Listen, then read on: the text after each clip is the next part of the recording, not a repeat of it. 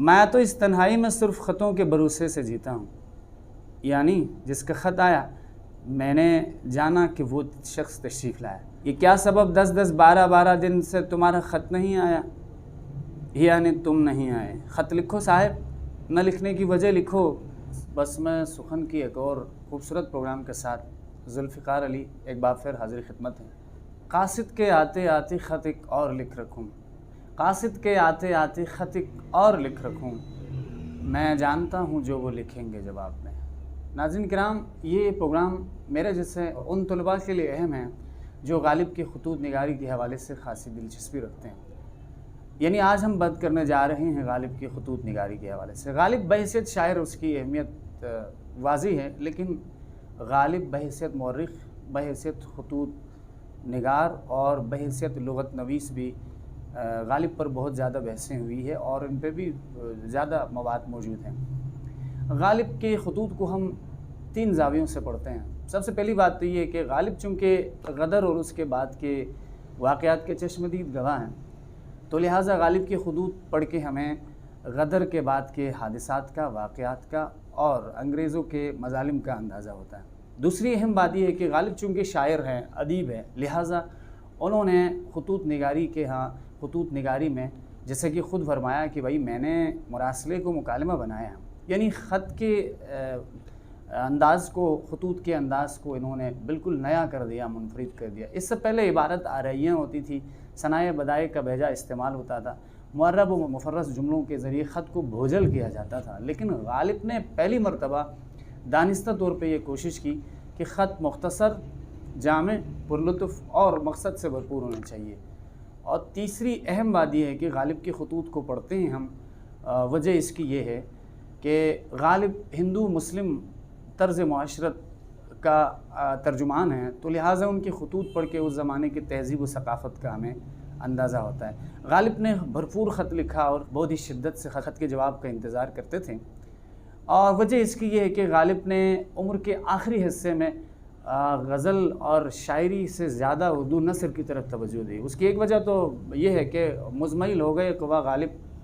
अब अनासिर में एतदाल कहाँ। बहरहाल ख़त पे बात होगी और ख़ुतूत निगारी के हवाले से हम मिसालों के ज़रिए ये बताने की कोशिश करेंगे कि उन्होंने ख़त में क्या जिद्दत पैदा की है। ख़त लिखेंगे गरचे मतलब कुछ ना हो, ख़त लिखेंगे गरचे मतलब कुछ ना हो, हम तो आशिक हैं तुम्हारे नाम के, और इसके अलावा तुझसे तो कुछ कलाम नहीं लेकिन ए नदीम, तुझसे तो कुछ कलाम नहीं लेकिन ए नदीम, मेरा सलाम कहियो अगर नामावर मिले, मेरा सलाम कहियो अगर नामावर मिले। ख़ुतूत गालिब का एक मजमुआ मेरे पास मौजूद है, नेशनल बुक फाउंडेशन की किताब, उनके ज़ेर एहतमाम शाया शुदा बहुत ही बेहतरीन किताब है। जैसे कि मैंने पहले अर्ज़ किया, उन तलबा के लिए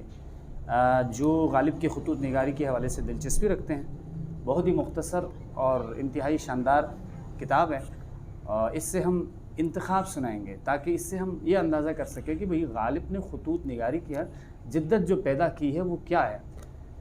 आप गालिब की ख़ुतूत निगारी की इब्तिदाई देखिए और आखिर देख लीजिए, और उन्होंने किस तरह से मकसदियत को पुरलुत्फ़ अंदाज में पहुँचाने की कोशिश की। आइए ख़त पढ़ के आपको सुनाते हैं। तो इस ज़मन में ये पहला ख़त मैं जो सुनाने जा रहा हूँ वो ये है, मुंशी हरगोपाल तफ्ता के नाम ये ख़त है। आप देख लीजिए किस सादगी से इन्होंने मकसद को बयान किया। लिखते हैं, ये पहला ही जुमला है, आप देख लीजिए। क्यों साहिब रूठे ही रहोगे या कभी मनोगे भी, अगर किसी तरह नहीं मनते तो रूठने की वजह भी लिखो। मैं तो इस तन्हाई में सिर्फ ख़तों के भरोसे से जीता हूँ, यानी जिसका ख़त आया मैंने जाना कि वो शख्स तशरीफ़ लाया। खुदा का एहसान है कि कोई दिन ऐसा नहीं जाता जो अतराफ़ जवानिब से 2-4 ख़त नहीं आ रहते हैं, बल्कि ऐसा भी दिन में होता है कि 2-2 बार डाक का हरकारा ख़त लाता है, 1-2 सुबह को और 1-2 शाम को। मेरी दिल लगी हो जाती है, दिन इनके पढ़ने और जवाब लिखने में गुज़र जाता है। ये क्या सबब 10-10 12-12 दिन से तुम्हारा ख़त नहीं आया, यानी तुम नहीं आए। ख़त लिखो साहब, न लिखने की वजह लिखो, आद आने में बखुल न करो, ऐसा ही है तो बेरंग भेजो। सोमवार 27 दिसंबर 1800 58 غالب میر مہدی مجروح کے نام یہ خط ہیں، اور اس کی ابتدائیہ دیکھیے، آہا ہا میرا پیارا میر مہدی آیا، آؤ بھائی مزاج تو اچھا ہے، بیٹھو، یہ رامپور ہے، دارالسرور ہے، جو لطف یہاں ہے وہ اور کہاں ہے، پانی سبحان اللہ، شہر سے 200-300 قدم پر ایک دریا ہے اور کوسی اسی کا نام ہے، بے شبہ چشمہ آب حیات کی کوئی سوت اس میں ملی ہے، خیر اگر یوں بھی ہے تو بھائی آب حیات عمر بڑھاتا ہے لیکن اتنا شیریں کہاں ہوگا،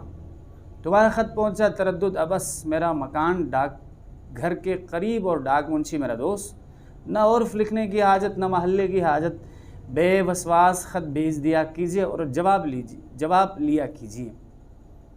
یہاں کا حال سب طرح خوب ہے اور صحبت مرغوب ہے، اس وقت مہمان ہوں، دیکھوں کیا ہوتا ہے، تعظیم و توقیر میں کوئی دقیقہ فروگزاش نہیں ہے، لڑکے دونوں میرے ساتھ آئے ہیں، اس وقت اس سے زیادہ نہیں لکھ سکتا، فروری 1860۔ یہ خط جو آخری خط ہے، اس کے بعد میں پروگرام کو سمیٹ رہا ہوں، یہ خط مرزا علاء الدین احمد خان الائی کے نام ہے، لکھتے ہیں سبحان اللہ، 1000 برس تک نہ پیام بھیجنا نہ خط لکھنا، اور پھر لکھنا تو سراسر غلط لکھنا، مجھ سے کتاب مستعار مانگتے ہو،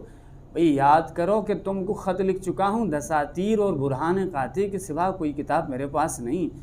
ازاں جملہ برہان قاطع تم کو دے چکا ہوں،